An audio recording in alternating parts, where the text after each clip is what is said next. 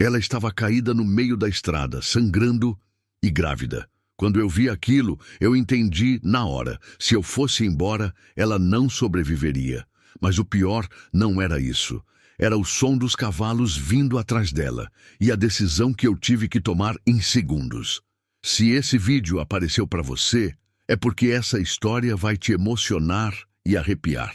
Então, já se inscreve no canal se você gosta desse tipo de história e comenta aí de qual cidade você está assistindo. Tem dias que a Terra fala antes de você entender o que ela está dizendo. Eu aprendi isso cedo, com meu pai, ainda menino, quando ele me colocou no lombo de um cavalo pela primeira vez e disse: "Fica quieto e escuta, o bicho sabe mais do que você." Eu não entendia naquele tempo. Achava que ele falava do cavalo. Com os anos, entendi que ele falava de tudo. Do vento, do mato, do silêncio que antecede a chuva, do jeito que as cigarras param de cantar antes de algo mudar. Naquele dia, as cigarras tinham parado. Eu não percebi de imediato. Vinha devagar, sem pressa, como sempre volto da lida. O sol estava alto demais para aquela hora da tarde, queimando a nuca como brasa viva, e o branco, meu cavalo, pisava firme na estrada de terra vermelha, levantando uma poeira fina que grudava na garganta. Eu tinha trabalhado desde o romper do dia. Cerca vencida no pasto de baixo, gado que teimava em sair pelo buraco, uma bomba d'água que engasgava desde segunda-feira e que eu tinha consertado no improviso com um pedaço de borracha velha e vontade. O corpo doía do jeito bom. Aquele cansaço honesto que a gente carrega como medalha. A fazenda fica a uns 12 quilômetros da cidade mais próxima. Estrada de chão o tempo todo, sem asfalto, sem poste, sem nada que lembre que o mundo fora dali existe. Eu prefiro assim. Preferia, pelo menos. Havia um tempo em que aquele isolamento era escolha. Depois foi se tornando hábito, e hábito, com o tempo, vira pele. Você não sente mais, só carrega. O milho dos dois lados da estrada estava alto. Talvez o mais alto que eu tinha visto naquele terreno em anos. As espigas já cheias, o verde escuro reluzindo com o que restava da umidade da chuva de 2 dias atrás. Formavam um corredor fechado, quase orgulhoso, como se a terra tivesse decidido mostrar que ainda sabia dar vida mesmo com o sol daquele jeito.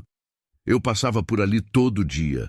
Conhecia cada curva, cada buraco, cada árvore que se inclinava sobre a cerca. Era uma estrada que não pedia atenção.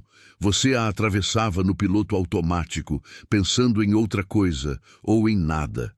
Mas naquele dia, algo me tirou do vazio. Não foi um som, não foi um movimento, foi uma ausência, o silêncio.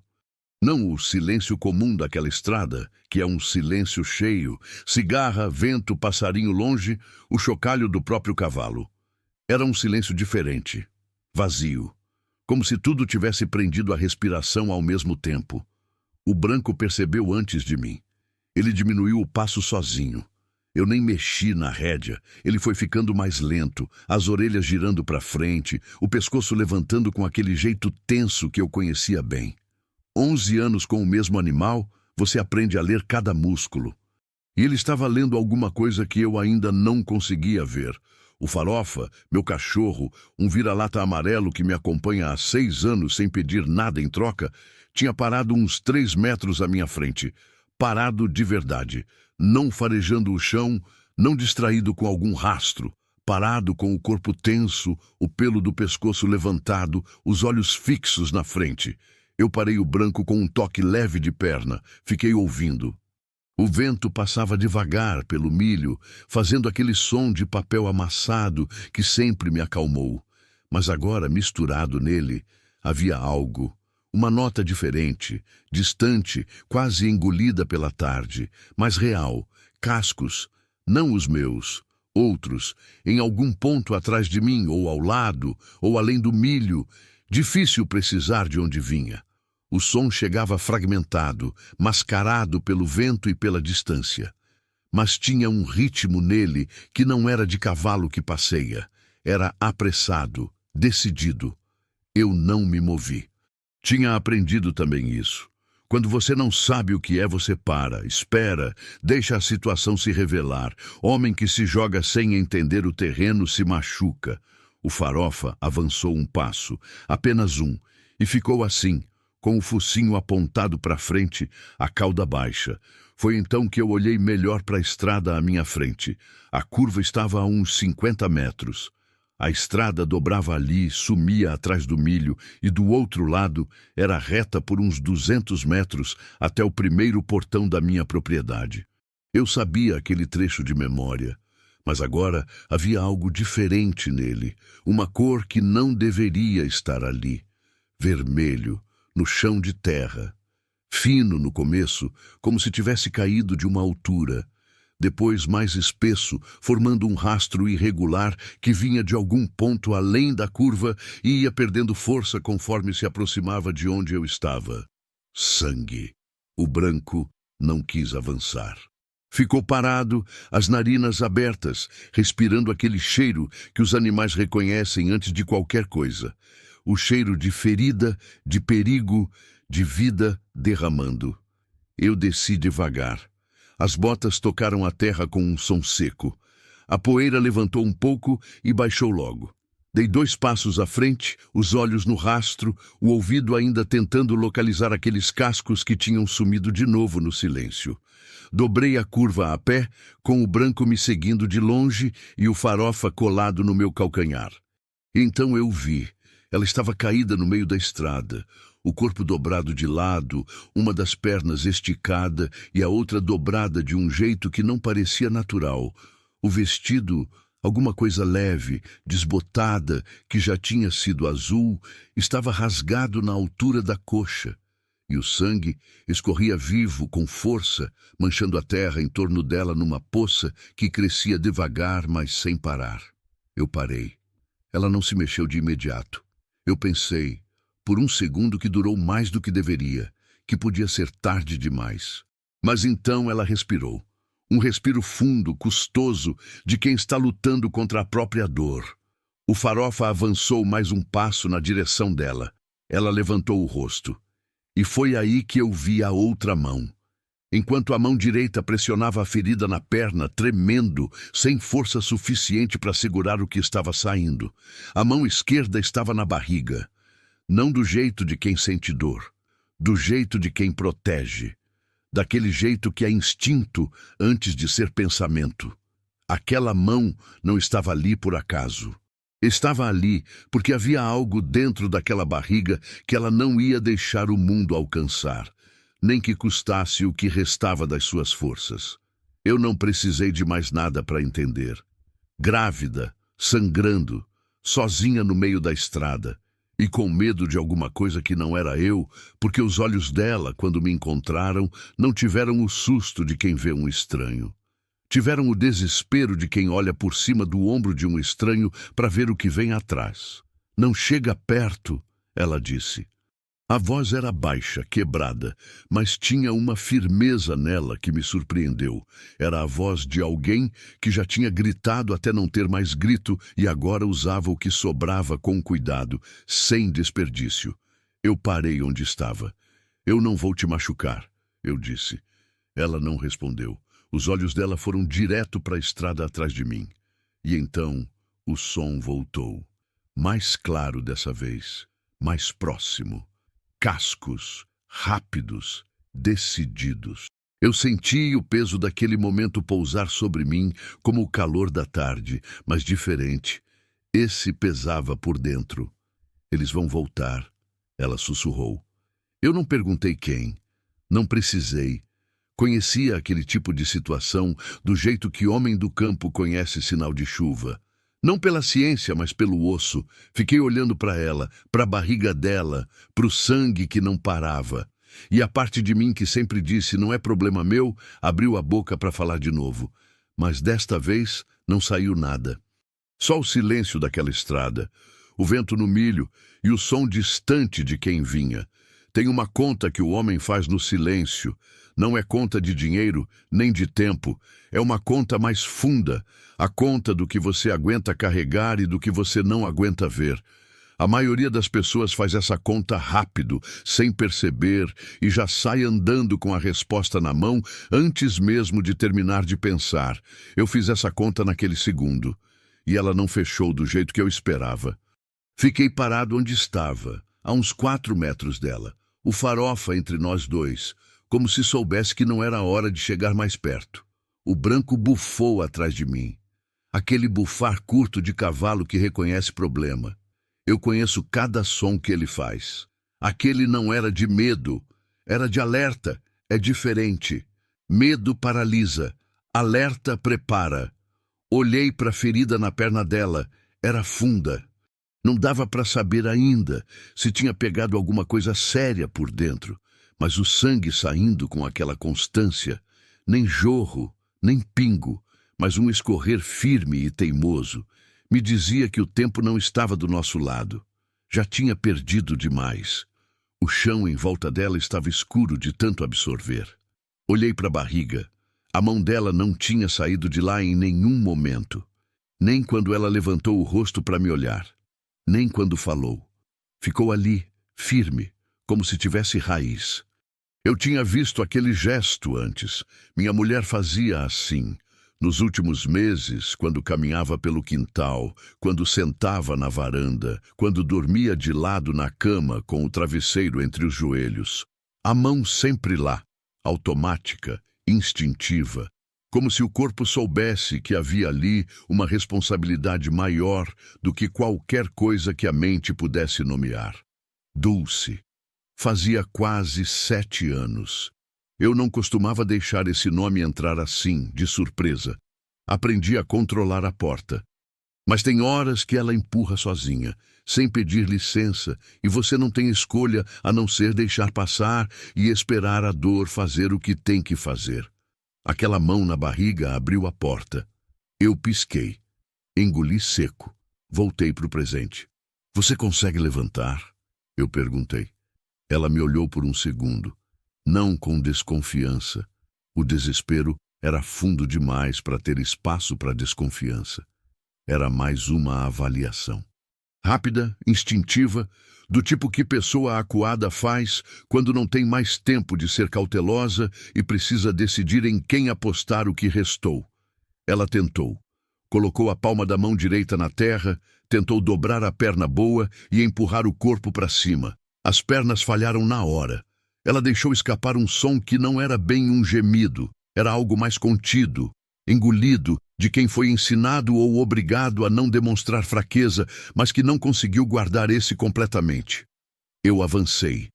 Não rápido, não devagar, no passo de quem sabe que movimento brusco assusta e que hesitação também assusta, e que o jeito certo é aquele meio termo que diz: eu tô aqui, eu vejo você e não vou te machucar.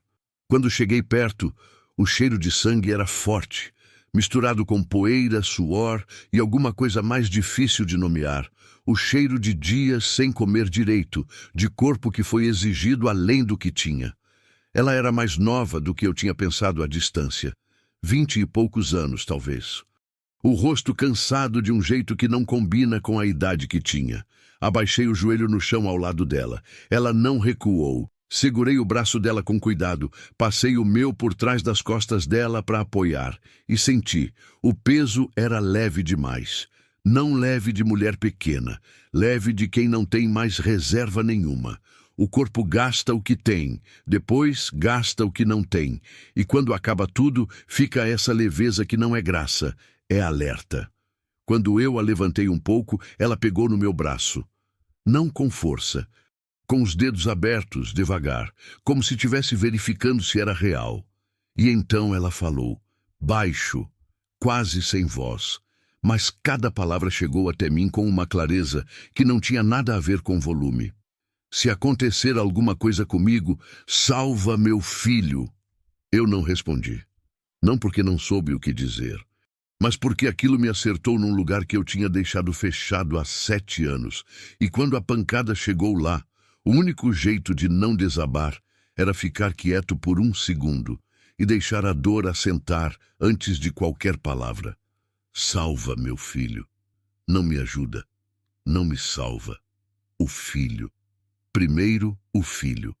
Dulce teria dito a mesma coisa. Eu sabia disso sem sombra de dúvida. Se tivesse sobrado tempo para ela dizer alguma coisa, teria sido exatamente isso. Me levantei com ela nos braços. O branco se aproximou sozinho, como se soubesse. 11 anos juntos ensinam isso. Ele lê o meu corpo antes de eu dar qualquer sinal. Quando estou com pressa, ele já se posiciona. Quando estou carregando peso, ele abaixa um pouco o flanco.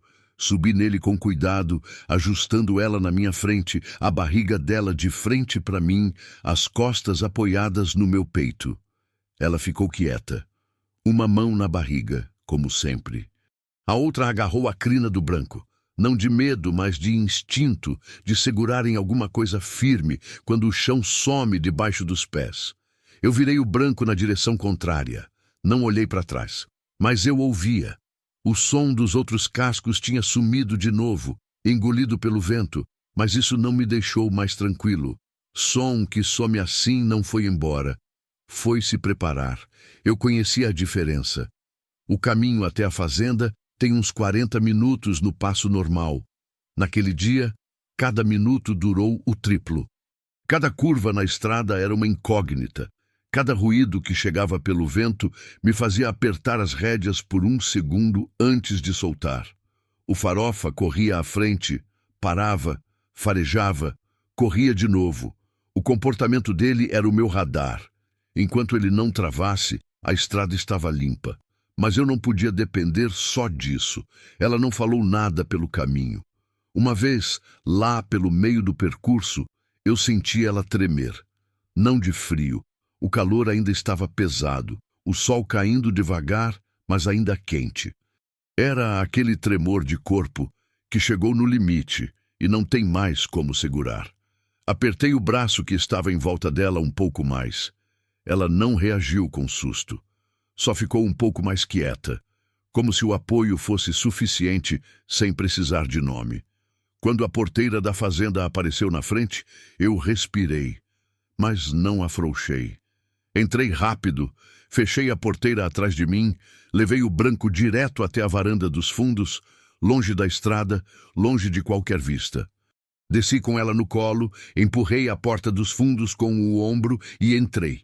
A casa era simples. Sempre foi. Sala, 2 quartos, cozinha, banheiro. Móveis que eu não tinha trocado desde que fiquei sozinho.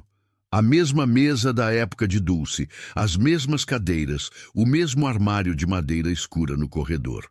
Eu não mudava as coisas porque mudar parecia apagar, e apagar parecia trair.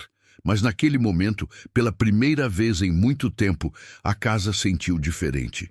Tinha alguém dentro dela. Deitei ela no quarto de hóspedes. Um cômodo que não recebia hóspede havia anos, mas que eu mantinha arrumado por hábito ou superstição. Peguei água, panos limpos, o kit de primeiros socorros que fica no armário da cozinha e que uso mais para mim mesmo do que para qualquer coisa.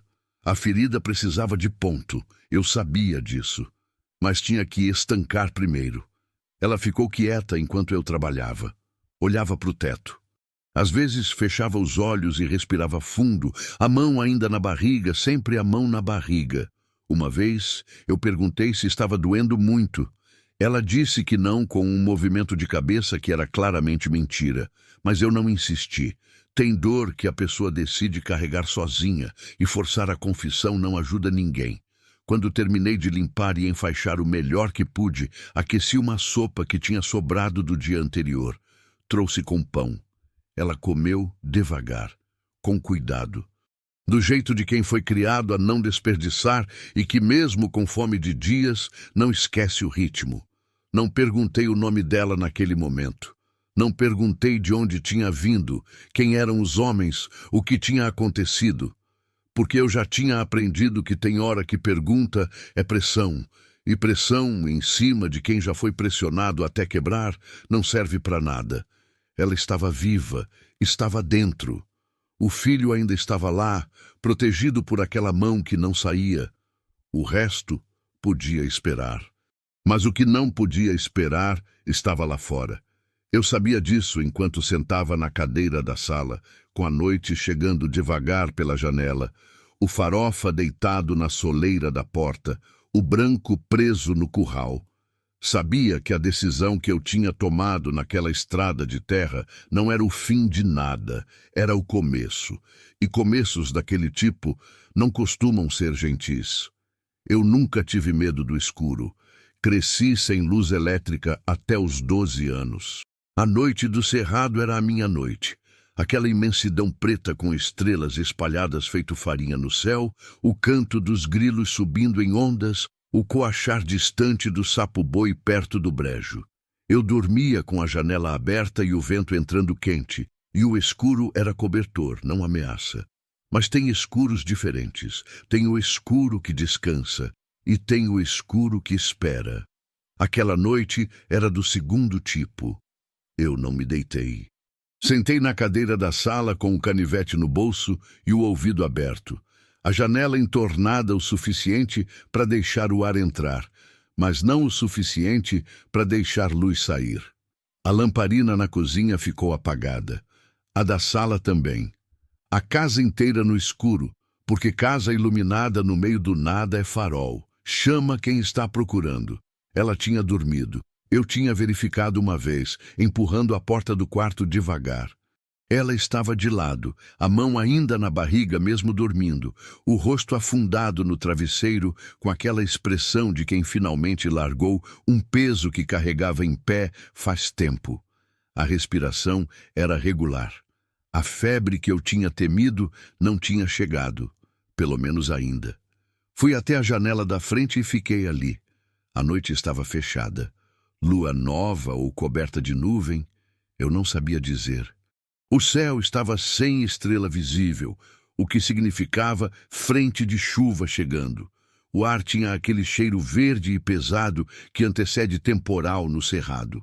O tipo de chuva que não pede licença. O Farofa estava na soleira da porta dos fundos, deitado, mas de orelha em pé. Eu conhecia o formato daquela sombra de cabeça. Quando ele deita e fecha o olho de verdade, o corpo some no chão. Quando fica assim, meio levantado, é porque o nariz dele está trabalhando. Fiquei olhando para o escuro lá fora. O pasto à frente da casa era plano, uns 300 metros de grama seca até a cerca de arame. Além da cerca, a estrada de terra que eu tinha vindo. Além da estrada, o milho. Eu não conseguia ver nada disso. Era tudo escuridão compacta. Mas eu sabia o que estava lá. Pensei nela. No que ela tinha dito, ou melhor, no que ela não tinha dito. Durante o jantar, depois da sopa, ela tinha ficado com os olhos no prato por um tempo longo. Eu não pressionei. Mas numa hora ela falou, baixo, sem me olhar. Eu fui embora de Goiânia há 3 semanas. Eu não respondi. Deixei o espaço aberto. Eu precisava chegar em Palmas. Minha irmã mora lá. Mais silêncio. Ela girou a colher na tigela vazia. Não consegui. Eu não perguntei por quê. Não perguntei quem eram os homens. Não perguntei o que tinha acontecido na estrada antes de eu aparecer. Essas perguntas eu faria depois, se chegasse o depois.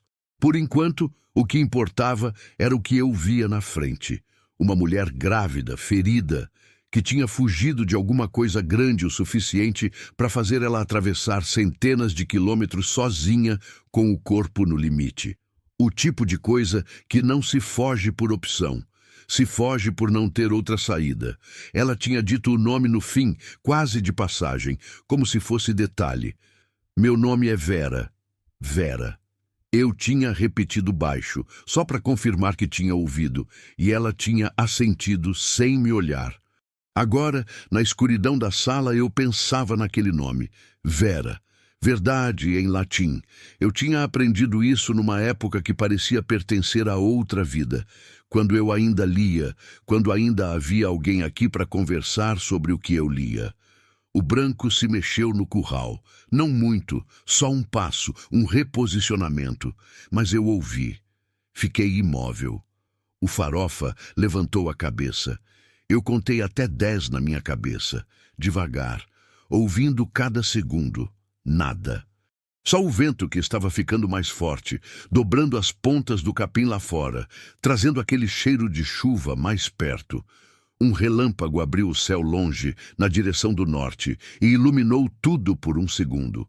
O pasto, a cerca, a estrada, o milho no fundo, tudo vazio. Eu respirei, mas não relaxei, porque o branco não tinha voltado ao silêncio do jeito que volta quando é falso alarme. Quando é falso alarme, ele se mexe e pronto, esquece. Desta vez ele ficou quieto de um jeito específico, aquela imobilidade tensa que eu conheço, o pescoço levantado, as orelhas para frente. Ele estava ouvindo. Fui até a janela lateral, a que dá para o lado da mata que começa depois do curral. Aquela mata era densa, cerrado fechado, com o emaranhado de galho torto e cipó que a região tem por natureza. Eu usava ela às vezes para passar sem ser visto quando queria cortar caminho para o brejo. Conhecia as trilhas de memória. Fiquei com o rosto quase encostado na madeira da janela, olhando pela fresta. Outro relâmpago, e no clarão, entre as árvores a uns 200 metros, eu vi. Não era animal. Animal não carrega a silhueta daquele jeito, vertical, parado, com aquela tensão de quem está avaliando. Era homem, um só que eu tinha visto, mas homem que manda batedores na frente geralmente não vem sozinho atrás. Fechei a fresta da janela devagar, sem barulho. O coração foi mais rápido por uns segundos. Deixei. Não adianta brigar contra isso. O corpo reage antes da cabeça, e o certo é deixar a adrenalina fazer o trabalho dela e depois retomar o controle. Respirei pelo nariz, soltei pela boca, devagar. Pensei rápido. Eles não tinham certeza. Se tivessem, não mandavam um só homem olhar de longe. Estavam sondando, tentando confirmar. Provavelmente tinham rastreado alguma coisa, um rastro de sangue na estrada, a direção que os cascos do branco tinham tomado. Ou alguém tinha nos visto, algum vizinho distante que nem sabia o que tinha presenciado. De qualquer forma, eles estavam perto. Perto demais para eu fingir que a noite ia resolver sozinha. Fui até o quarto. Abri a porta com cuidado. A luz de um relâmpago distante entrou pela janela do quarto por um segundo e eu vi ela. Ainda de lado, a mão na barriga, o rosto quieto. Acordada ou dormindo, eu não sabia. Mas então ela falou, sem se mover. Já sei que tem alguém lá fora. Eu parei. Faz tempo que eu durmo com metade do cérebro acordado, ela disse. A voz estava mais firme do que eu esperava. O descanso, mesmo curto, tinha devolvido alguma coisa para ela. A gente precisa sair, eu disse. Agora. Ela ficou quieta por um segundo. Eu esperava alguma reação, medo, hesitação, a pergunta para onde. Mas ela só jogou o lençol de lado e sentou na beira da cama com um cuidado que dizia que a perna ainda doía, mas que não ia ser a perna que ia decidir o que fazer. Tá bem, ela disse. Só isso. Eu peguei a mochila que sempre deixo pronta no armário do corredor, hábito antigo, de homem que viveu sozinho tempo suficiente para saber que emergência não avisa. Dentro tinha água, um pedaço de carne seca embrulhada, faca, isqueiro, corda fina, curativo extra, uma muda de roupa minha que não servia para ela, mas que era o que havia. Levei ela pelos fundos, no escuro, sem acender nada. O Farofa nos seguiu sem fazer barulho. Ele é bom nisso, quando percebe que barulho não é o que a situação pede. No curral, preparei o branco no escuro total. 10 anos fazendo isso me deram a memória das mãos. Cada fivela, cada posição da cela, sem precisar de olho. Ele ficou quieto, colaborando, como se entendesse. Subi nele e estendi o braço para ela. Ela levantou o braço e eu a puxei com cuidado, acomodando ela na minha frente do mesmo jeito de antes. As costas dela no meu peito, a barriga protegida. Saímos pelos fundos, não pela estrada, pelo caminho do mato, aquele que eu conheço e que não aparece em lugar nenhum, que não tem nome, que eu mesmo fiz ao longo dos anos, passando sempre pelo mesmo lugar até a vegetação entender que ali era passagem. O cerrado fechou em torno de nós. A escuridão ali dentro era de outro nível. Galho raspava, folha batia, o chão subia e descia de um jeito que exigia que o branco escolhesse cada passo. Eu ia devagar, confiando mais no instinto dele do que na minha visão, que não servia de quase nada. Ela ficou quieta. Só uma vez, quando um galho baixo passou raspando perto demais, ela abaixou a cabeça junto comigo e eu senti o cabelo dela no meu queixo por um segundo. Atrás de nós, lá longe na casa que estávamos deixando para trás, eu ouvi vozes. Não dava para entender palavras. Só o tom, aquele tom de quem chega num lugar e verifica se está vazio ou não. Depois, o som de uma porta sendo empurrada. Eles tinham entrado. Eu segurei mais firme as rédeas e pedi ao branco com as pernas que mantivesse o passo. Ele entendeu. Foi firme, cuidadoso, abrindo o caminho no escuro como se tivesse feito aquilo a vida toda. O som das vozes foi ficando para trás, mas não sumiu rápido o suficiente para me deixar tranquilo, porque homem que entra numa casa vazia não fica nela. Ele sai e começa a procurar em volta. E a noite ainda era longa. O cerrado de noite é um outro mundo. Quem nunca esteve dentro dele no escuro fechado pensa que mato é mato, que a diferença entre o dia e a noite é só a luz. Mas não é assim. De noite, o cerrado vira uma coisa viva de um jeito diferente do dia. Os sons mudam de camada. O que estava no alto desce. O que estava escondido sai. O cheiro da terra úmida sobe com uma força que parece respiração. E as árvores tortas do cerrado, aquelas com casca grossa e galho retorcido, que parecem esculpidas por alguém que não tinha pressa, ficam ainda mais estranhas quando você só as vê no clarão rápido de um relâmpago distante. Eu tinha entrado naquele mato centenas de vezes, mas nunca assim. Nunca com alguém na minha frente, uma vida dentro de outra vida e o som de homens atrás de mim. O branco ia devagar, escolhendo o caminho com os cascos. Ele sentia o chão antes de pisar. Um hábito que ele tinha desenvolvido naquele terreno ao longo dos anos, porque o cerrado tem traição. Raiz aflorada, buraco de tatu disfarçado de terra firme, pedra solta, cobertura de folha seca. Cada passo era uma decisão. Eu confiava nele mais do que em mim mesmo naquele escuro. Vera estava quieta na minha frente, mas eu sentia ela. Não só o peso do corpo, que continuava leve demais para alguém que deveria estar carregando tanto. Sentia a tensão, aquela rigidez específica de pessoa que está com medo, mas que decidiu não mostrar o medo, que está segurando ele dentro do peito com as duas mãos para não deixar vazar. Eu conheço esse estado. Já vivi nele. É cansativo de um jeito que não é físico. É o tipo de cansaço que dorme com você e acorda com você e não some nem quando a ameaça passa.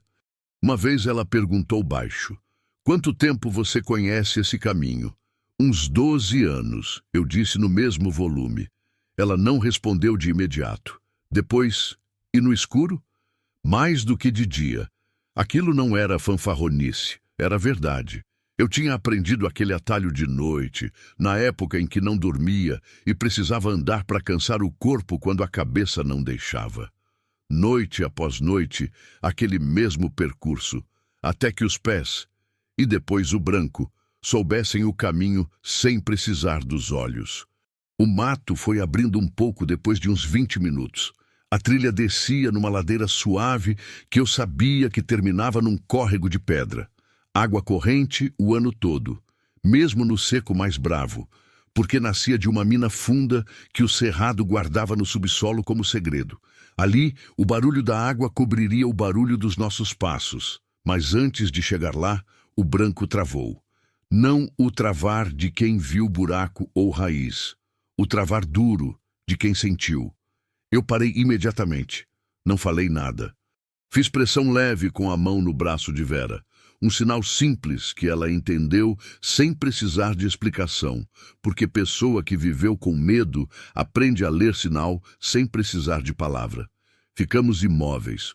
O cerrado ao redor era som, inseto, vento, água distante. Mas tinha alguma coisa além disso.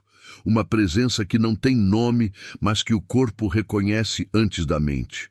Aquele leve desconforto na nuca, aquela sensação de que os olhos de alguém estão tocando sua pele, mesmo sem você ver nada.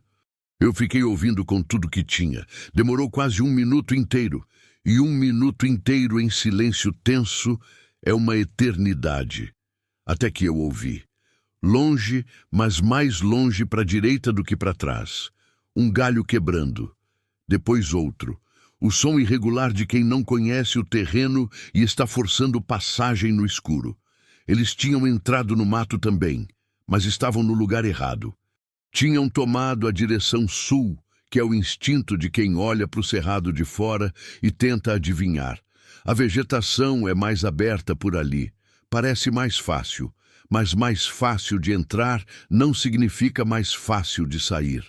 Eu sabia que aquela direção levava num labirinto de veredas fechadas e um barranco que corta qualquer passagem depois de 500 metros.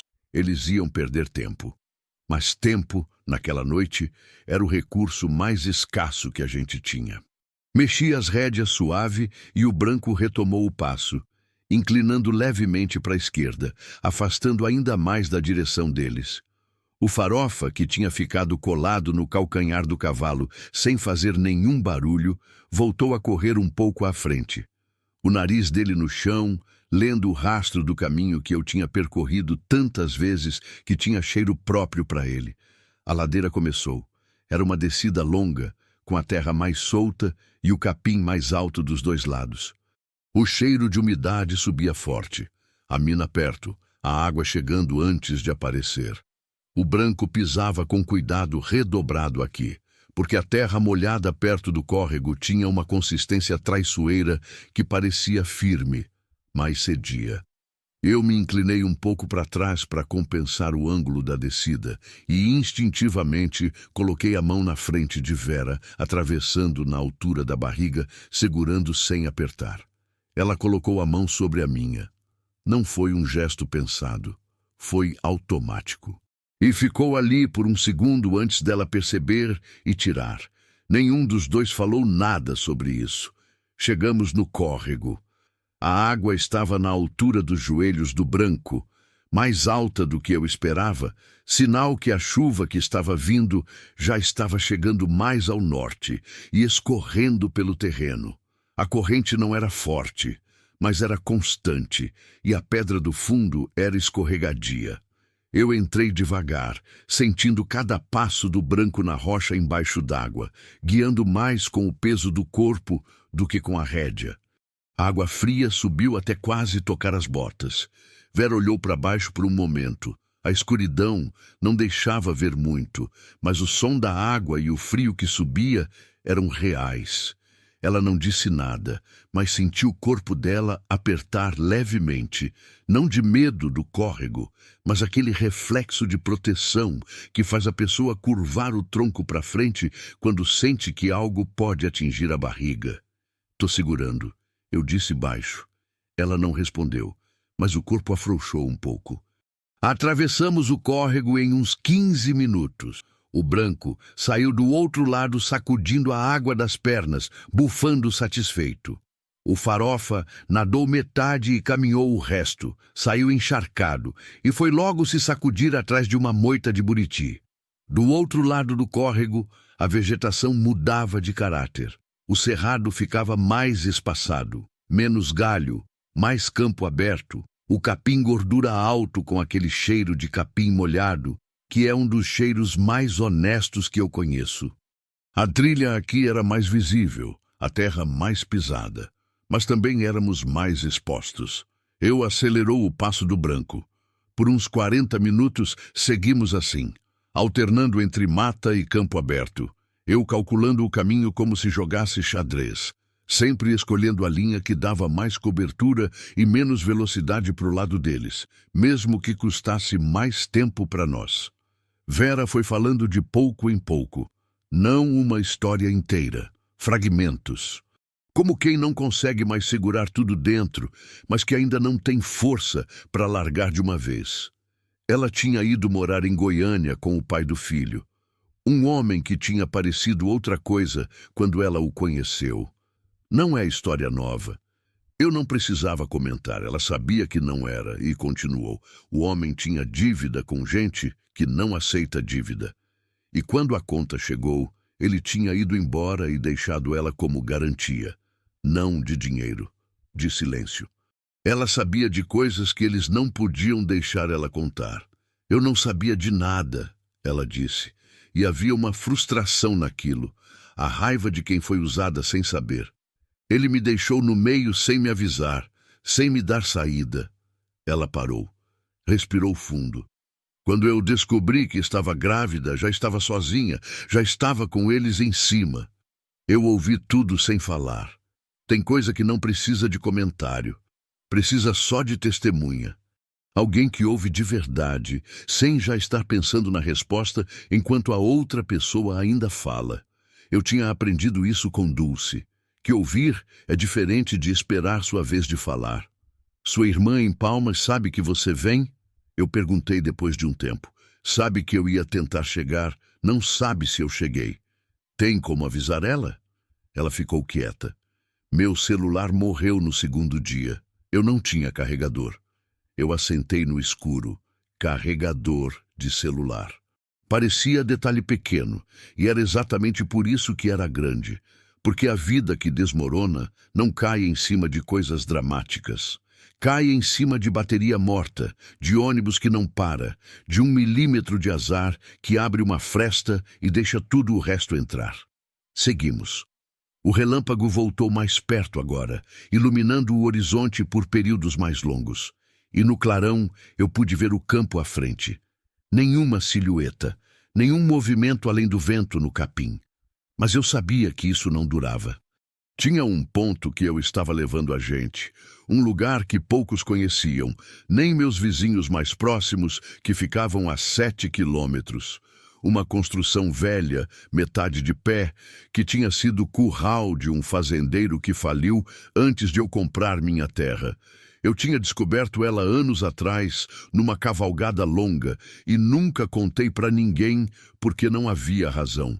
Era só um lugar que existia e que eu guardei no mapa mental sem saber por quê. Agora eu sabia por quê. Chegamos quando a chuva começou. Primeiro aquela garoa fina que o cerrado manda como aviso. Eu vou, mas ainda não. Depois as gotas grossas, separadas, batendo na folha larga do pequizeiro com um estalo seco. E então, com a rapidez que só chuva de cerrado tem, o temporal veio de vez. Entramos no que restava do curral velho. 3 paredes de adobe ainda de pé, parte do telhado de telha colonial coberto de limo, mas intacto. Suficiente para segurar a chuva. Desci do branco e segurei ela para descer. Puxei o branco para dentro também, porque cavalo molhado de temporal em campo aberto perde temperatura rápido, e eu precisava dele na melhor condição possível.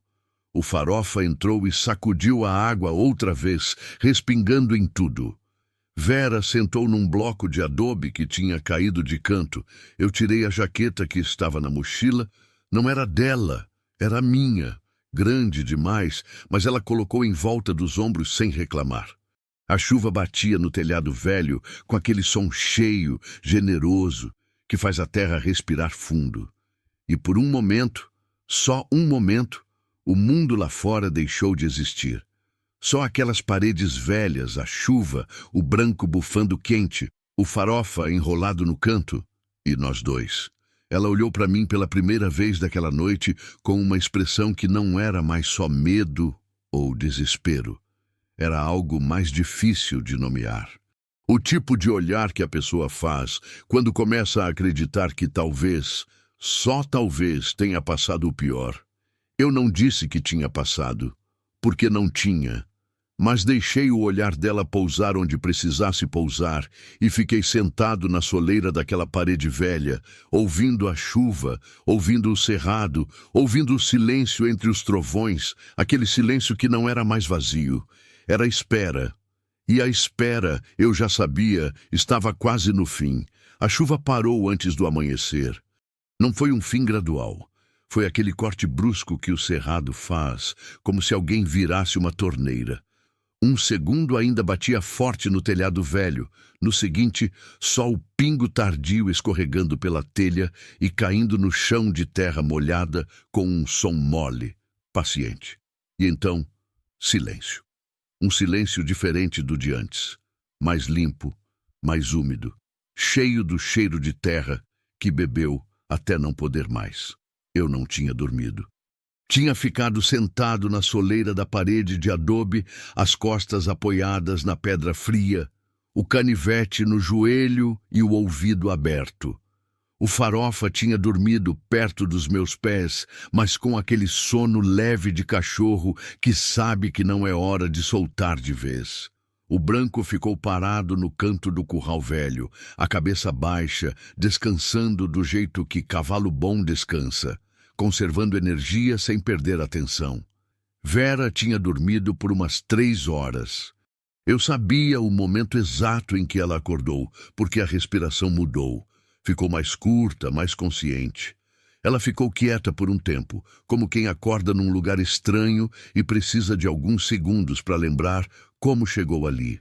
Depois, se mexeu devagar, ajeitou a jaqueta nos ombros e olhou pela fresta da parede que dava para o campo. O céu estava começando a clarear no leste. Não o azul ainda, aquele cinza rosado que antecede o azul, que é a cor mais honesta do dia porque não promete nada, só anuncia. Você não dormiu, ela disse. Não era pergunta, não era hora. Ela ficou olhando para o campo por mais um tempo. Depois, eles são 3, pelo menos os que eu vi. Mas o homem que manda nunca aparece junto. Ele fica atrás. Eu olhei para ela. Era a primeira vez que ela dava detalhes sem eu perguntar. Tinha passado alguma coisa naquelas horas de sono, como se o corpo, ao descansar, tivesse liberado alguma trava que segurava as palavras. O homem que manda tem nome? Eu perguntei. Ela demorou. Aqui na região, eu não sei como ele é conhecido. Em Goiânia, chamam ele de Beto Moura. O nome não me disse nada de imediato, mas o jeito que ela falou, baixo, com aquela contenção de quem pronuncia uma palavra que tem peso próprio, me disse que não precisava ser famoso para ser perigoso. Às vezes, os mais perigosos são exatamente os que ninguém conhece fora do círculo deles. Ele é do tipo que desiste? Eu perguntei, embora soubesse a resposta. Ele é do tipo que nunca começou nada que não terminou. Eu assentei. Lá fora, o cerrado estava acordando. Os primeiros pássaros, o bem-te-vi sempre na frente, impaciente, anunciando o dia antes que o dia estivesse pronto. Depois o João de Barro, o Rolinha e, mais longe, o grito do Seriema que parece lamento e que sempre me acompanhou nas manhãs da fazenda como um relógio vivo. Sons de sempre. Mas aquela manhã eles soavam diferentes, ou eu que estava ouvindo com outros ouvidos. Como eles te encontraram na estrada? Eu perguntei. Ela passou a mão no cabelo, prendendo atrás da orelha num gesto distraído. Eu tinha pego carona com um caminhoneiro de Anápolis até um posto perto daqui. Ele era bom, não me cobrou nada, mas no posto ele falou com alguém. Acho que nem sabia o que estava fazendo. Deve ter mencionado que tinha deixado uma mulher grávida na beira da estrada. Essas coisas viajam rápido quando tem dinheiro prometido por informação. Aquilo me bateu de um jeito específico. O caminhoneiro não tinha feito nada de errado, provavelmente. Só contou o que tinha visto, como a gente conta, sem saber que algumas histórias têm ouvidos errados, esperando por elas. E a ferida na perna? Ela olhou para baixo, para onde o curativo estava sob a calça que eu tinha emprestado, larga demais, dobrada na cintura com um pedaço de corda. Quando eles me encontraram na estrada, eu corri, caí numa vala. A cerca de arame estava quebrada e eu não vi. Simples assim. Não foi faca, não foi bala. Foi uma cerca quebrada numa vala que ela não viu porque estava olhando para trás. O perigo que você vê vindo nem sempre é o que te pega. Fiz o curativo de novo com o que tinha na mochila. A ferida estava melhor do que eu esperava. Não tinha infeccionado, o sangramento tinha parado de vez. E a carne ao redor não estava com aquela cor ruim que é sinal de problema mais fundo. Ela ia mancar por dias, talvez semanas, mas ia ficar de pé. Enquanto trabalhava, ela ficou olhando para o teto do curral velho. Uma telha tinha caído de um canto e o céu aparecia ali. Aquele cinza-rosa virando azul devagar. "Por que você não foi embora?" Ela perguntou de repente. Eu parei por um segundo. Continuei o curativo. "Na estrada", ela completou. "Você podia ter ido embora. A maioria vai." Eu pensei em Dulce de novo. Não por querer.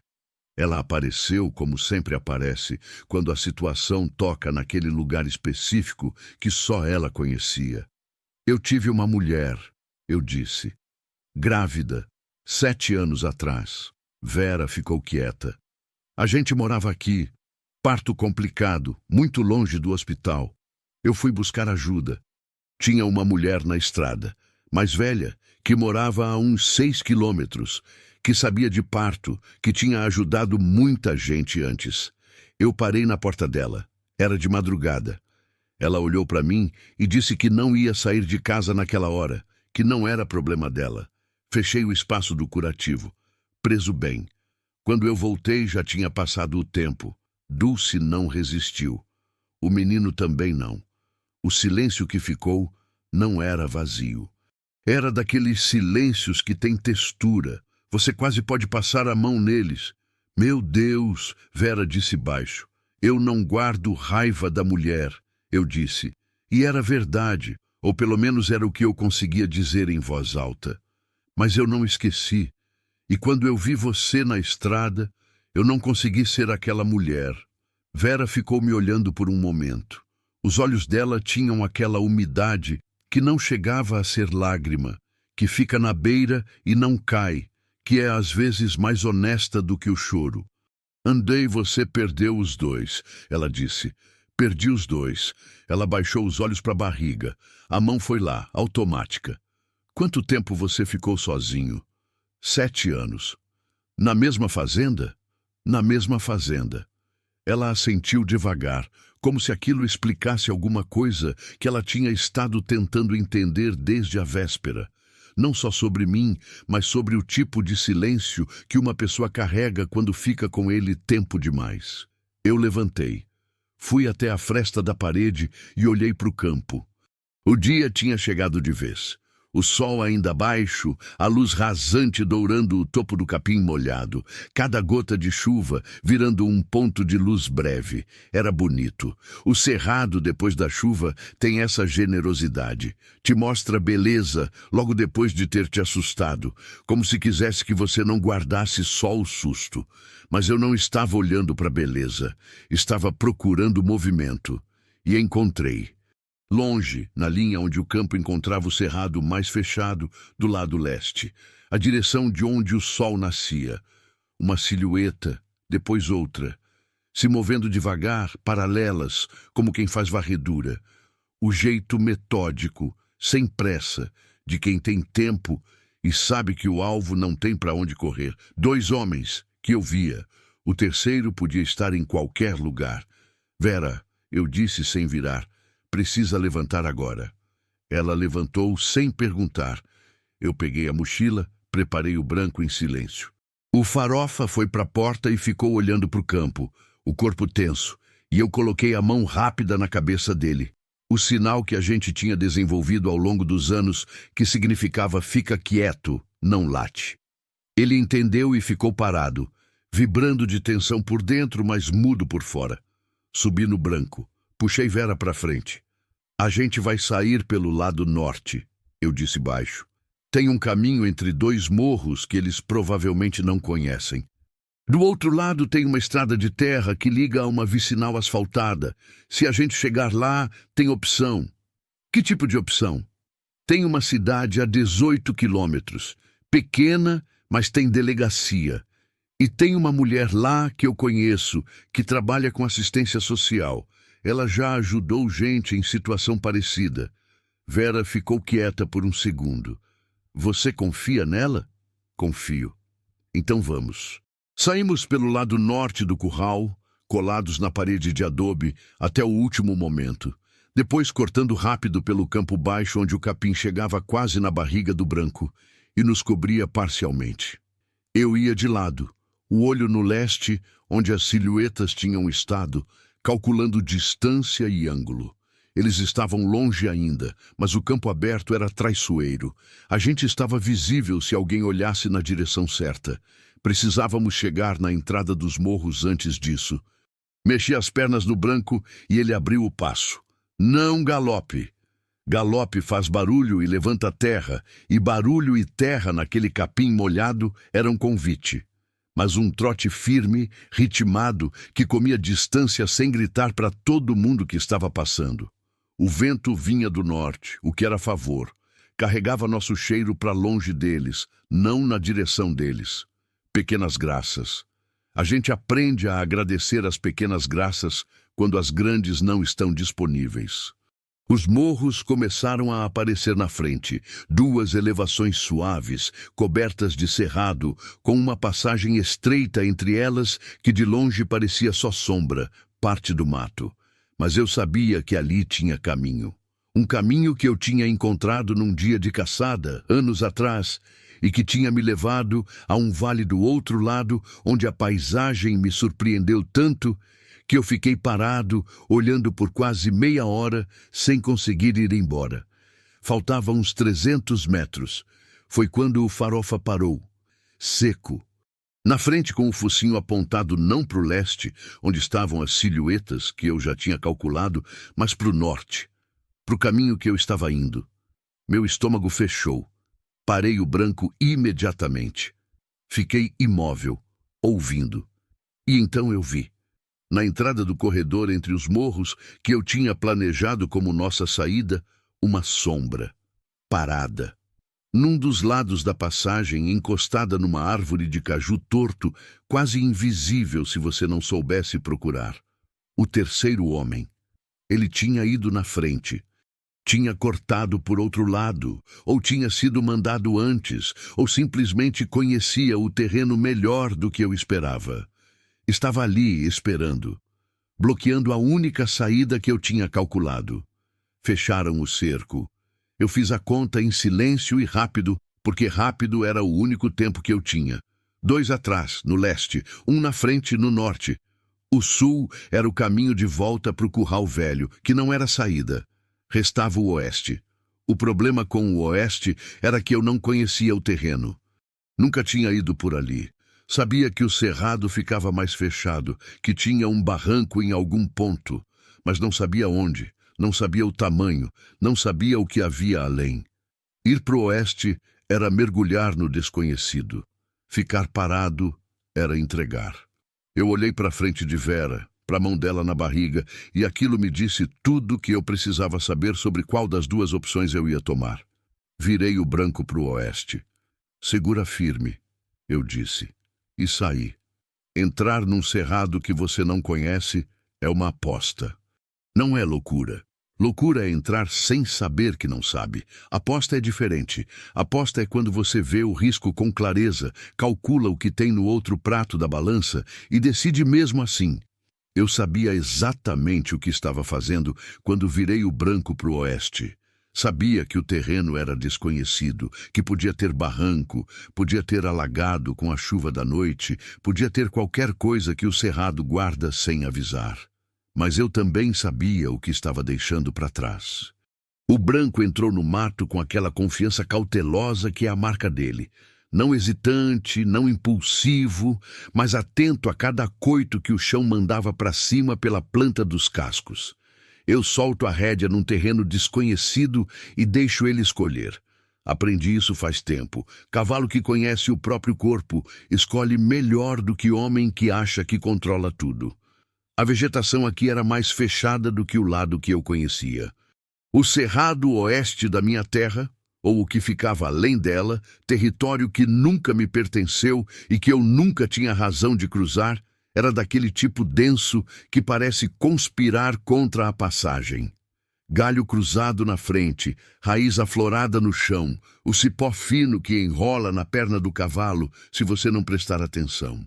A luz do sol nascente chegava aqui em fatias, cortada pela copa das árvores, criando aquele efeito de luz e sombra que é bonito quando você tem tempo de olhar e confuso quando você precisa de visão clara. Eu não tinha tempo de olhar.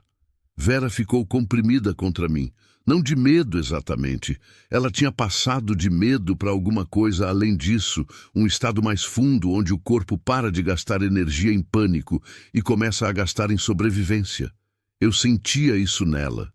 A respiração controlada, os ombros tensos, mas não travados, a mão esquerda segurando a crina do branco com firmeza suficiente, mas sem crispação. Ela estava confiando. Não em mim especificamente. Ou não só. Estava confiando no momento, no jeito que o momento estava se desdobrando.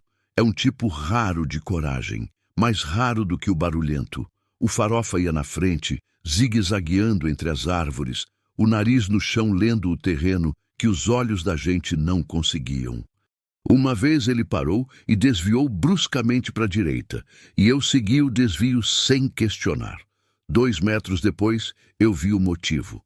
Um buraco fundo, camuflado de folha, que com a chuva da noite estava cheio d'água escura. Teria sido uma queda feia. Bom cachorro, Vera disse baixo. O melhor que eu tive, eu disse. E era verdade. Eu tinha tido outros antes do Farofa. Bons animais, todos. Mas o Farofa tinha alguma coisa que os outros não tinham. Uma inteligência de situação, uma leitura do momento que ia além de instinto puro. Ele sabia quando latir e quando não latir. Sabia quando correr na frente e quando ficar atrás. Tinha aprendido o meu humor ao longo dos anos com aquela precisão silenciosa que faz a gente se perguntar quem está cuidando de quem. Seguimos por uns 20 minutos naquele cerrado fechado. Eu ia calculando direção pelo sol, ainda baixo, mas já suficiente para me dar o leste com clareza, o que me dava o oeste por oposição. Precisava manter a linha sem desviar demais, porque terreno desconhecido tem um jeito de te fazer curvar sem perceber, e quando você percebe já não sabe mais onde está. Foi quando ouvi o barranco. Não vi, ouvi. O som da água correndo com aquela queda curta que faz quando o terreno cede de repente. Ainda longe, mas na direção que eu estava indo. Eu sabia que ia ter barranco em algum ponto. Era questão de quando, não de se. Parei o branco, fiquei ouvindo melhor. O som da água era constante, com aquela tonalidade de corredeira em desnível. Não era quedão grande, mas podia ser suficiente para ser problema. Olhei para os lados. O cerrado nos 2 flancos era igualmente fechado. Ir mais ao norte era ir de volta na direção do homem que tinha bloqueado os morros. Ir mais ao sul era curvar demais, talvez sair num campo aberto onde estaríamos visíveis. Continuar era o único caminho, mas continuar com cuidado. Desci do branco. Fica aqui, eu disse para Vera. Ela olhou para mim. Só vou ver o que tem na frente. Não saio de vista. Ela assentiu. Fui andando devagar, testando cada passo na terra, que ficava mais úmida conforme eu avançava. O mato abriu levemente depois de uns 15 metros, e eu vi. O barranco não era o problema que eu tinha temido. Era uma queda de uns 4 metros, íngreme, com pedra e raiz exposta, intransponível a cavalo na descida claramente. Mas no lado esquerdo, onde uma árvore grande tinha caído atravessada, a inclinação quebrava. Não virava plano, mas ficava num ângulo que um cavalo bom, numa descida cuidadosa, conseguia negociar se o chão do outro lado fosse firme. Fui até a beira e olhei o chão embaixo. Pedra. Não lama, não areia. Pedra com musgo, o que era escorregadio, mas firme. Se o branco pisasse certo, aguentava. Voltei. Tem um barranco, eu disse. Mas tem como passar. Vai precisar descer a pé. Vera olhou para a perna dela. Eu já estava pensando nisso. Eu vou com você, eu disse. passo a passo. Ela não protestou. Ajudei ela a descer do branco. Ela ficou de pé no chão, testando o peso na perna ferida com aquela expressão de quem está avaliando uma dor sem se deixar dominar por ela. Deu um passo, outro, mancava, mas se movia. Tá bem, ela disse. Fui na frente com ela, o branco atrás de mim no cabresto, o Farofa já descendo pelo barranco com aquela agilidade irritante dos cachorros que não tem ego suficiente para fingir que está difícil. A descida pelo lado da árvore caída foi lenta. Eu segurei o braço de Vera o tempo todo. Uma vez ela escorregou no musgo e eu a segurei antes que o peso fosse todo para a perna ruim. Ela fez aquele som contido de novo, engoliu a dor, se endireitou, continuou. O branco desceu por último, eu segurando o cabresto frouxo e deixando ele escolher onde pisar. Ele chegou embaixo sem problema, sacudiu a cabeça como se tivesse achado fácil demais. Do outro lado do barranco, o cerrado abria. Não muito, mas o suficiente. A vegetação ficava mais espaçada, o chão mais plano, e lá na frente, onde as árvores terminavam numa linha mais clara, havia o que eu tinha esperado encontrar. Mas não tinha certeza que estava ali. Uma estrada. Não a estrada principal, nem uma vicinal, daquelas de terra batida que conecta fazenda a fazenda antes de chegar em algum ponto civilizado. Mas estrada era estrada. Estrada significava que alguém passava por ali, significava direção. Vera viu na mesma hora que eu. Ela não falou nada, mas eu senti o corpo dela mudar. Uma leveza pequeníssima, quase imperceptível, como se um peso tivesse saído de um ombro, mas ainda sobrasse muito no outro. Montei nela de novo. Puxei Vera para cima com cuidado. Saímos do cerrado na estrada com o sol já mais alto, queimando a nuca de novo, e por um segundo eu fechei os olhos e deixei o calor pousar na minha pele como se fosse normalidade, como se fosse só mais uma manhã. Mas não era. E o que veio logo depois me lembrou disso. O Farofa parou, na estrada, na frente de nós, uns 100 metros à frente, onde a estrada fazia uma curva suave, uma nuvem de poeira fina subindo. O tipo de poeira que cavalos levantam quando vêm em velocidade. Muitos cavalos. Eu contei pelo som antes de ver. 3, 4... talvez mais, vindo da direção da cidade, não do cerrado, o que significava que não eram os mesmos de antes, ou eram e tinham dado a volta por um caminho que eu não calculei. Parei o branco no meio da estrada, fiquei imóvel, calculando. Vera sentiu a mudança. O que é? Ela perguntou baixo. Não sei ainda. A poeira cresceu, e então eles apareceram na curva.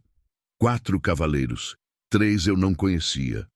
Mas o da frente, o mais velho, com o chapéu de couro gasto e a camisa de flanela que eu tinha visto nele em toda a reunião de fazendeiro dos últimos 20 anos, esse eu conhecia, seu Aristides. 70 e poucos anos, fazenda maior que a minha, a uns 10 quilômetros. Homem que tinha mais opinião do que tato, mas que nunca tinha me dado motivo de desconfiança em 2 décadas de vizinhança distante. Ele me viu e parou os cavaleiros com um gesto do braço. Ficou me olhando por um segundo. Olhou para Vera. Olhou para mim de novo. Tobias, ele disse. Meu nome na boca dele soou como confirmação, não como surpresa. Eu ouvi que você estava tendo problema.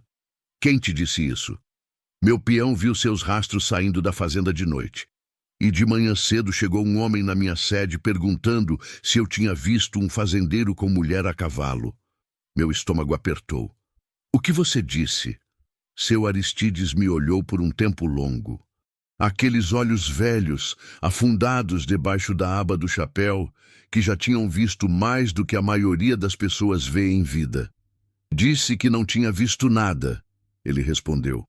E mandei buscar 3 dos meus homens de confiança. Eu fiquei olhando para ele. Por quê? Ele ajeitou o chapéu com 2 dedos. Um gesto que eu conhecia. O gesto dele quando estava prestes a dizer alguma coisa que não ia elaborar mais do que o necessário.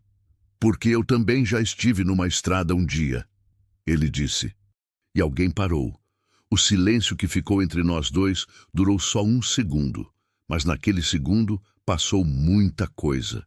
O tipo de entendimento que não precisa de mais palavras, porque as palavras que foram ditas já eram suficientes. Vera ficou quieta na minha frente durante toda aquela troca, mas eu senti a mão dela, a que estava na barriga, afrouxar um pouco pela primeira vez desde que eu a tinha encontrado na estrada. Só um pouco. Mas eu senti. Os homens que vêm atrás são 3 que eu vi, eu disse para seu Aristides. Mais um que manda de longe. Não sei quantos mais tem. Os meus também são 3, ele disse. E eu conheço cada palmo dessa região desde antes de você ter nascido. Não era bravata, era só fato. Ele acenou com a cabeça para um dos homens, que saiu em galope pela direção que eu tinha vindo. Depois acenou para o outro, que foi pelo lado oposto da estrada, sumindo na curva. O terceiro vai com você, ele disse. Eu fico aqui. Aristides, eu disse. Ele me olhou. Obrigado. Ele não respondeu de imediato. Tirou o chapéu, limpou a testa com o antebraço, tornou a colocar. Vai, ele disse, e cuida dessa moça. Eu virei o branco na direção da cidade. O homem de Aristides foi ao meu lado, em silêncio, sem fazer perguntas, e nós seguimos. Com o sol subindo atrás de nós, e a estrada abrindo na frente, e o cerrado dos 2 lados, guardando seus segredos como sempre guarda, sem pressa, sem favor, sem julgamento. Só o mundo seguindo em frente, como o mundo faz.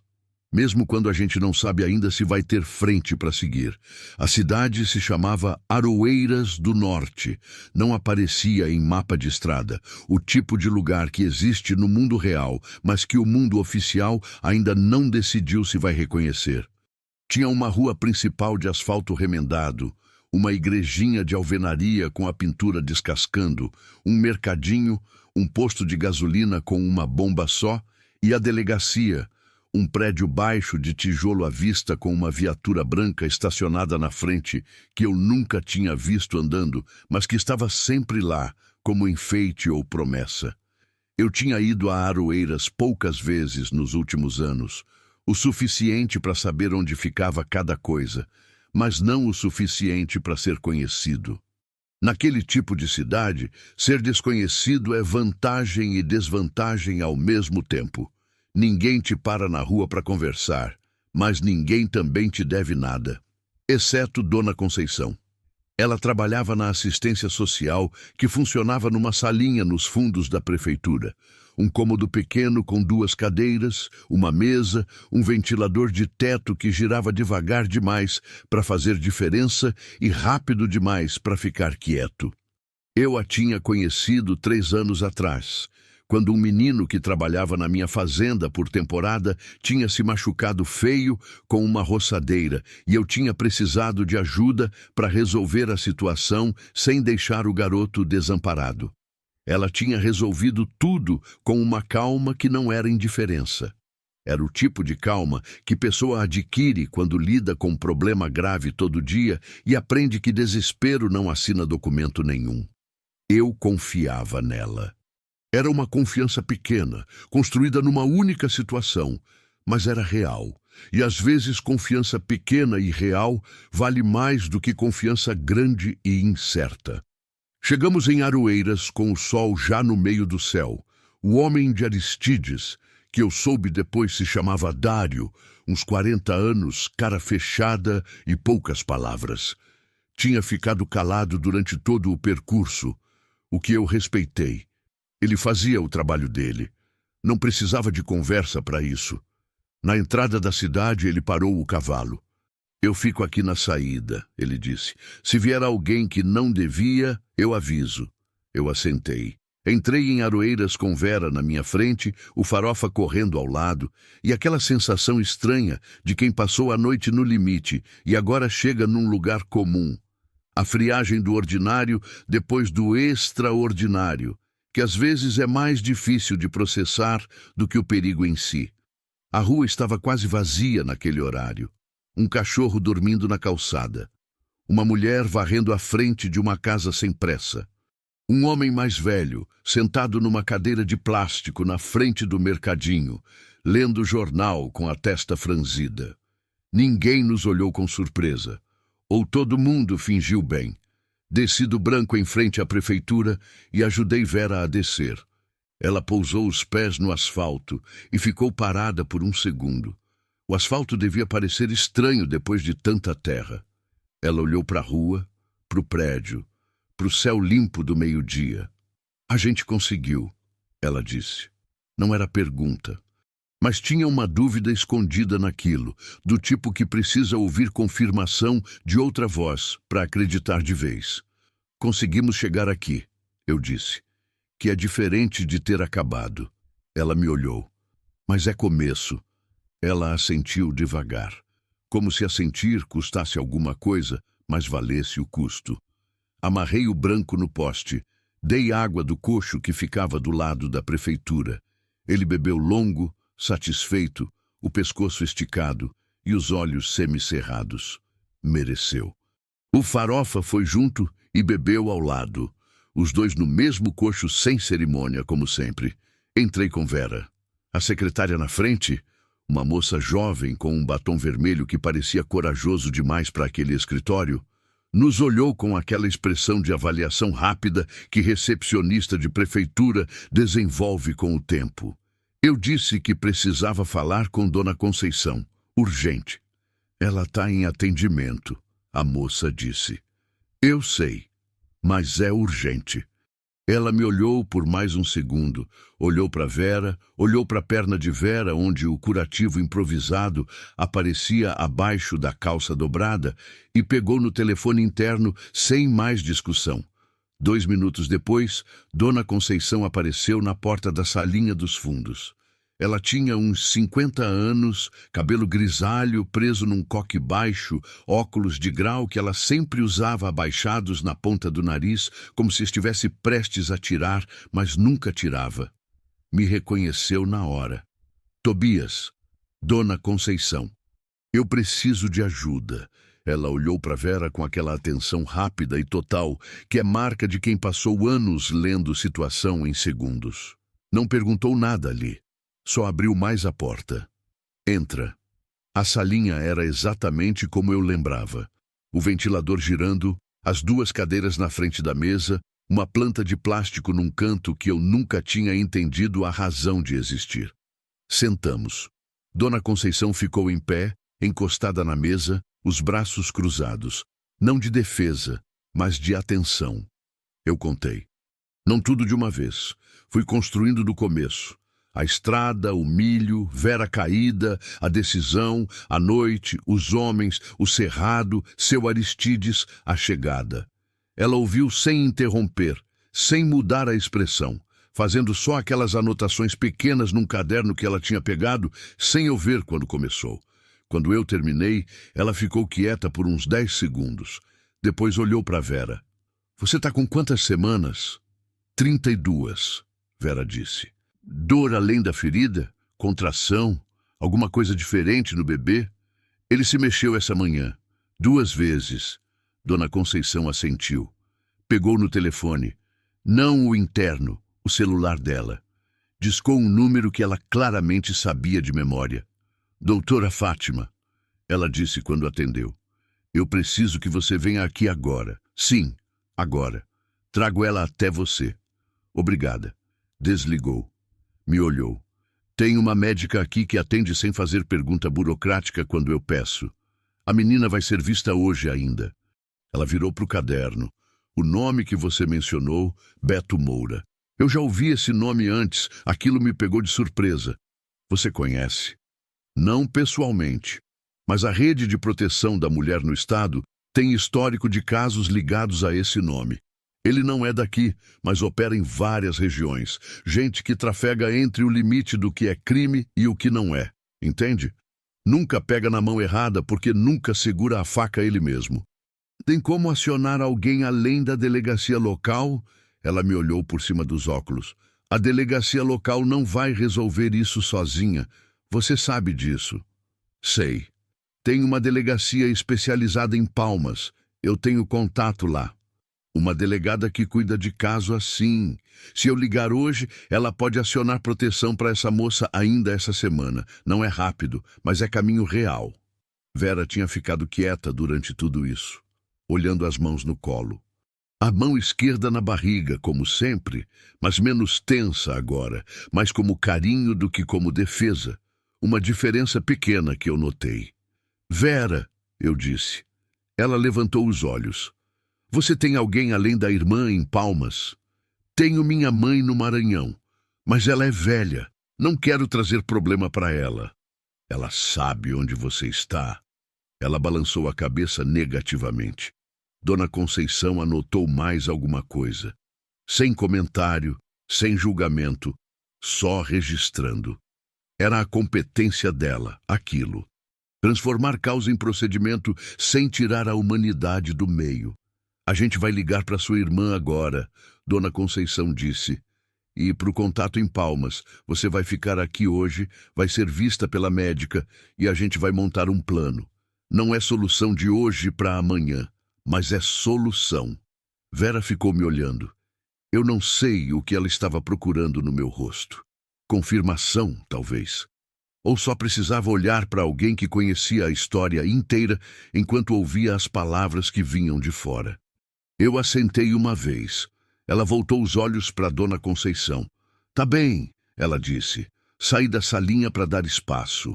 Fui até a frente da prefeitura, sentei no degrau de cimento, tirei o chapéu e fiquei com ele nas mãos.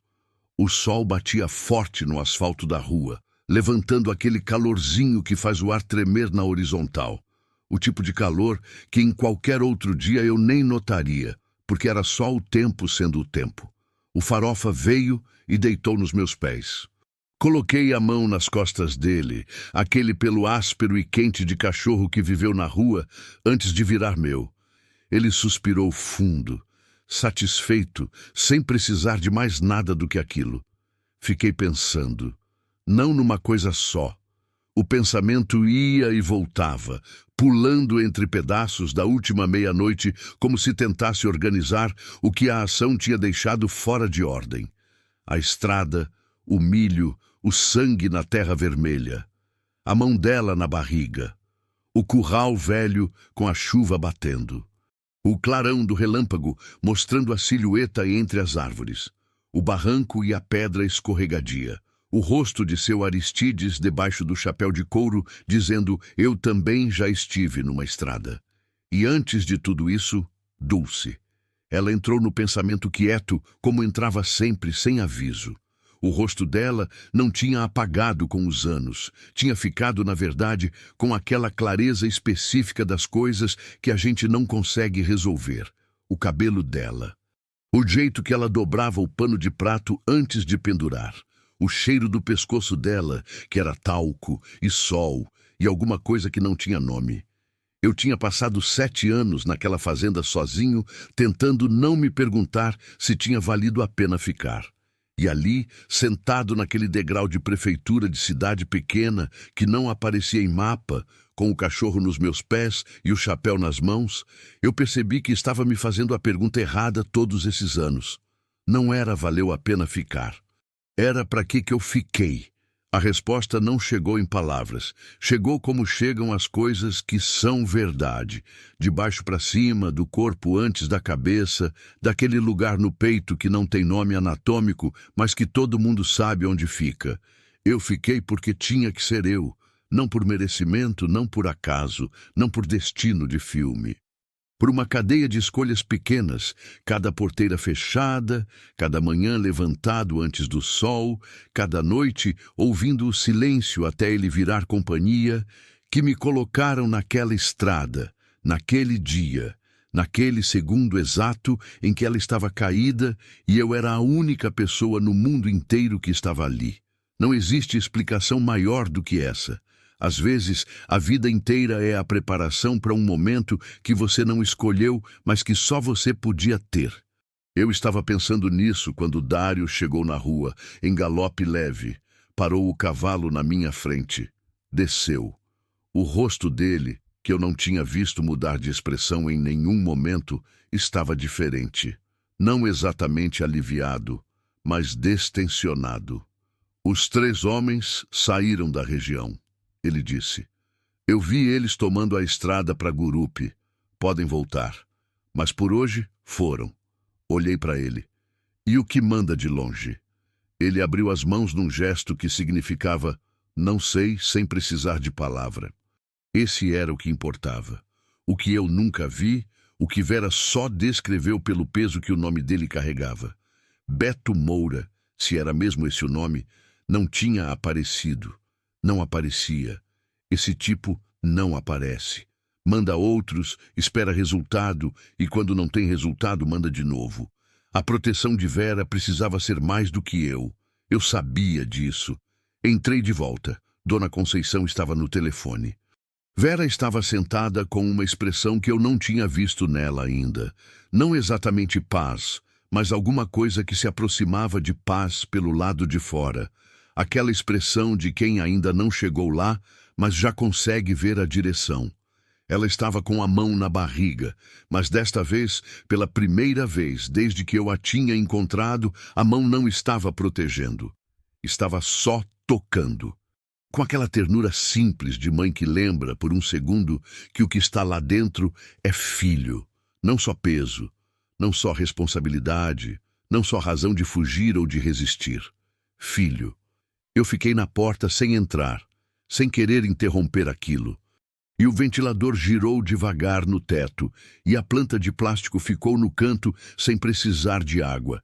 E lá fora, o sol continuou fazendo o sol que sempre fez, sem saber, sem precisar saber, de nada do que tinha acontecido desde a véspera naquele pedaço de mundo que não aparecia em mapa nenhum.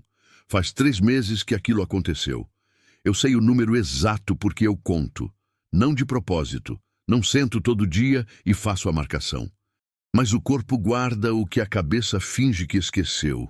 E toda vez que o calendário vira mais um mês, eu sinto, lá naquele lugar do peito que não tem nome anatômico, uma espécie de peso que é ao mesmo tempo memória e gratidão. Às vezes, as duas coisas são a mesma coisa e a gente não sabe até que elas aparecem juntas. A fazenda está quieta como sempre. O milho do corredor foi colhido faz 3 semanas. Agora é só restolho seco dos 2 lados da estrada. Aquelas hastes quebradas que o vento vai derrubando aos poucos até que a terra esteja limpa e pronta para o próximo plantio. Eu passo por aquele trecho todo dia como sempre passei. Mas não é mais a mesma passagem. É o mesmo lugar com uma camada diferente em cima, invisível para qualquer um que não sabe o que aconteceu ali, mas absolutamente presente para mim. Tem lugar que a gente atravessa no corpo e no tempo ao mesmo tempo. Aquele corredor de milho é um desses. O branco está bem, mais velho que deveria, se eu for honesto. Cavalo de 11 anos que foi usado como cavalo de 20 numa noite de cerrado, barranco, córrego e mato fechado. Ele descansou uma semana inteira depois daquilo, e eu deixei, sem culpa, sem pressa. Ele merecia. Às vezes eu fico olhando para ele no pasto e penso que animais não sabem o que fizeram de importante, e que talvez isso seja misericórdia. Eles simplesmente foram, simplesmente deram o que tinham, sem precisar carregar o peso do significado depois. Eu carrego por nós 2. O Farofa continua igual. Isso é característica dele. O mundo pode mudar inteiro que ele acorda todo dia com a mesma disposição, a mesma prontidão. Aquele rabo que não sabe mentir. Toda manhã ele me espera na porta dos fundos, com os olhos brilhando, como se o dia que está chegando fosse o melhor dia desde o dia anterior. Eu acho que não é ingenuidade. Eu acho que é uma forma de sabedoria que a gente não aprendeu ainda. Sobre os homens que vieram atrás de nós, Dário estava certo que eles saíram da região naquele dia. Mas Dona Conceição também estava certa que isso não era fim de nada. A delegada de Palmas se chamava Roberta Salles. Ela chegou em Aroeiras 2 dias depois de eu levar Vera, não sozinha. Trouxe 2 agentes e um mandado que eu não entendi em detalhe, mas que Dona Conceição me explicou, significava que as autoridades em Goiás tinham sido acionadas de forma coordenada. O nome Beto Moura tinha histórico, não de condenação, porque esse tipo de homem constrói a vida inteira ao redor de não ter condenação, mas de investigação, inquérito aberto. Testemunhos de outras mulheres que tinham passado por situação parecida com a de Vera, em cidades diferentes, com variações que eram só variação de endereço. O padrão embaixo era o mesmo. Vera tinha falado. Eu soube por Dona Conceição, não por ela diretamente. Ela tinha dado depoimento para a delegada Roberta por quase 3 horas, contando tudo o que sabia, que não era tudo que eles precisavam, mas era o suficiente para acrescentar uma peça ao que já estava sendo construído. Dona Conceição me disse que ela tinha falado com calma, sem choro, sem colapso, com a mão na barriga e a voz firme. Eu não me surpreendi. Conhecia aquela firmeza. Ela ficou em Aroeiras por 5 dias, sob os cuidados da doutora Fátima e hospedada numa casa de acolhimento que Dona Conceição mantinha com a ajuda de umas poucas doações e muita teimosia. No 3º dia, a irmã dela de Palmas veio buscar. Eu não estava lá quando ela chegou. Soube depois. A irmã se chamava Marlene, era mais nova.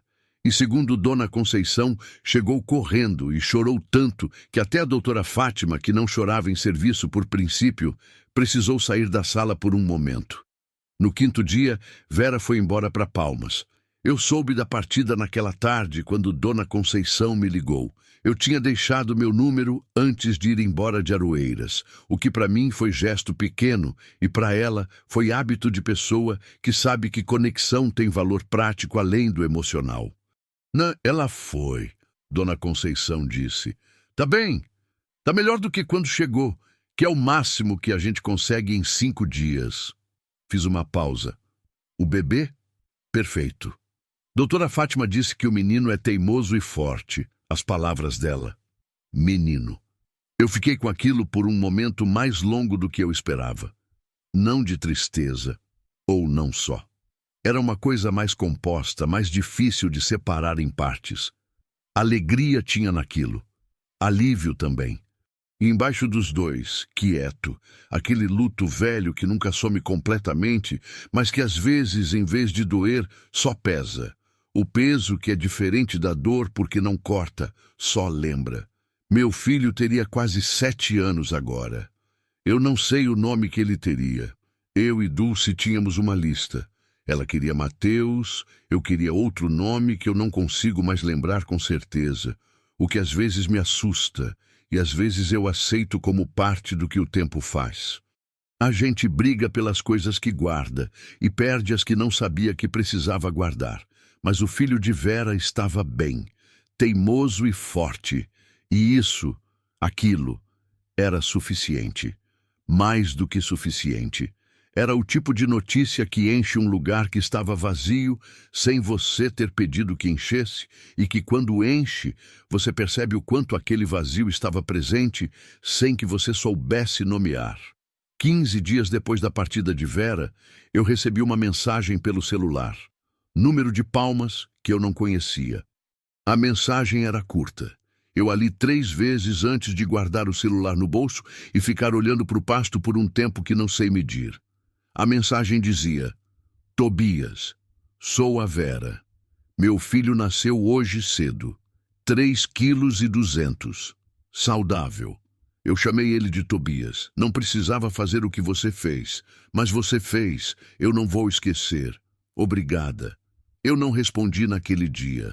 Não porque não quis, mas porque não tinha palavra que fosse do tamanho certo. Tem resposta que a gente precisa de tempo para encontrar. E forçar antes da hora é diminuir. Respondi 2 dias depois. Escrevi: cuida dele bem. E de você também. Ela respondeu com um único emoji. Aquele de coração, simples, sem elaboração. Eu olhei para aquele coração por um tempo ridiculamente longo para uma pessoa que vive sozinha no cerrado e que não se emociona com facilidade. segundo a minha própria avaliação, que provavelmente está errada faz anos. Guardei o celular. Fui cuidar do gado. Hoje cedo eu acordei antes do sol, como sempre.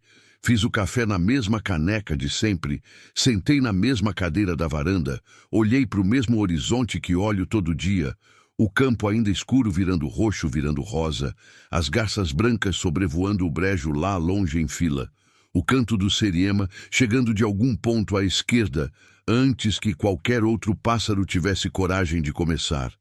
E eu pensei, como tenho pensado todo dia desde aquilo, no que é uma vida solitária. Não do jeito que pensava antes. Antes, solidão era o que sobrou. Era o que ficou depois que tudo que deveria ter ficado foi embora. Era o silêncio que não tinha sido escolhido, mas que tinha virado pele, como eu mesmo disse. Aquele tipo de solidão não tem dignidade, tem só peso. Tem o peso de quem acordou um dia e percebeu que o mundo seguiu em frente, e que ele ficou parado num ponto do mapa que só ele ainda frequenta. Mas solidão tem outro lado. Eu precisei de uma mulher grávida caída no meio de uma estrada para entender isso, o que provavelmente diz alguma coisa sobre como sou lento em certos aprendizados. Solidão também é raiz. É o que faz a pessoa conhecer o próprio terreno fundo o suficiente para saber onde pisar quando o terreno de outro precisar de alguém que saiba. É o que faz o homem conhecer cada atalho, cada trilha, cada córrego do seu pedaço de mundo. Não porque estava se preparando para nada, mas porque o mundo é o mundo e você vive nele e aprender ele é forma de respeitá-lo. Eu não salvei a Vera por ser herói. Isso eu preciso dizer com clareza, mesmo que só para mim mesmo, mesmo que só aqui nesse relato que ninguém pediu e que eu estou fazendo porque preciso colocar em algum lugar fora do peito. Eu a salvei porque estava lá. E estava lá porque tinha vivido exatamente a vida que tinha vivido, com exatamente as perdas que tive, as escolhas que fiz, os anos de silêncio que me ensinaram a ouvir o que o silêncio diz antes que a situação grite. Dulce me ensinou que tem coisa que não volta, e que exatamente por isso, quando a coisa está na sua frente e ainda tem volta, você não desvia. Eu aprendi essa lição da pior forma possível, e carreguei ela por 7 anos sem saber para que servia. E serviço naquele dia, naquele corredor de milho, naquela tarde de sol alto e cigarra calada e pressentimento que o branco sentiu antes de mim. Tudo serviu. O menino se chama Tobias. Isso ainda me pega de surpresa quando lembro. Não pelo nome em si. É só nome, combinação de sons que a gente carrega sem escolher. Me pega pela razão do nome. Pelo fato de que uma mulher que eu encontrei caída na estrada, que eu carreguei no escuro, pelo cerrado, que eu levei pelo barranco e pelo córrego e pelo mato fechado, sem saber se a gente chegava em algum lugar, essa mulher olhou para o filho que nasceu são e forte e pensou no meu nome. Tem coisa que dinheiro não compra, que fama não alcança, que só acontece entre dois desconhecidos que se encontram no ponto exato em que o mundo precisava que eles se encontrassem e que fazem a escolha certa mesmo sem saber ainda o que ela vai custar, mesmo sem garantia de que vai dar certo, mesmo com tudo dentro deles gritando que é mais fácil ir embora. Mais fácil sempre é. Fácil não é o mesmo que certo. Hoje à tarde eu vou passar pelo corredor de milho, já é restolho. Como eu disse, a colheita foi há 3 semanas. Mas eu vou passar porque é o caminho, porque é sempre o caminho, e porque agora aquele trecho tem um significado que me pertence e que eu não quero evitar. Tem gente que desvia de lugar que dói. Eu aprendi que desviar às vezes é o problema, não a solução. O branco vai estar comigo, o farofa na frente.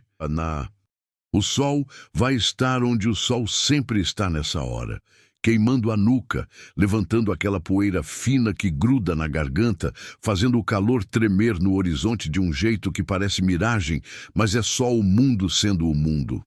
E eu vou passar por aquele lugar e eu vou lembrar, não com dor, ou não só com dor, com aquela mistura que não tem nome simples em português, que a gente chama às vezes de saudade e às vezes de gratidão e às vezes fica em silêncio porque nenhuma palavra é exata.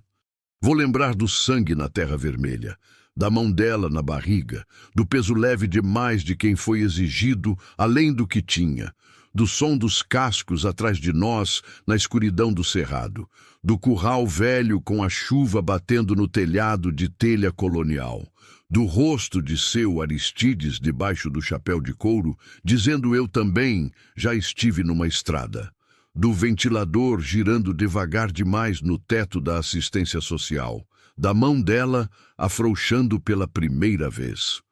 E do menino, teimoso e forte, que não sabe ainda que nasceu do jeito que nasceu, que não sabe ainda o nome que tem, que não sabe ainda o que esse nome carrega. Ele vai saber um dia, ou não vai. E tudo bem também, porque o que importa não é que ele saiba de mim, é que ele esteja, é que ele acorde todo dia com o dia inteiro na frente, com a mãe por perto, com a vida que quase não teve, mas que teve porque alguém estava no lugar certo na hora certa e não foi embora. Isso é suficiente. Mais do que suficiente. Isso é tudo. A fazenda continua quieta. O cerrado continua em volta guardando seus segredos como sempre guardou, sem pressa, sem favor, sem julgamento. O branco pasta no campo de trás. O farofa dorme na soleira. E eu sigo. Todo dia eu sigo, que é o máximo que qualquer homem pode fazer. E às vezes, nos dias certos, nas horas certas, é exatamente suficiente.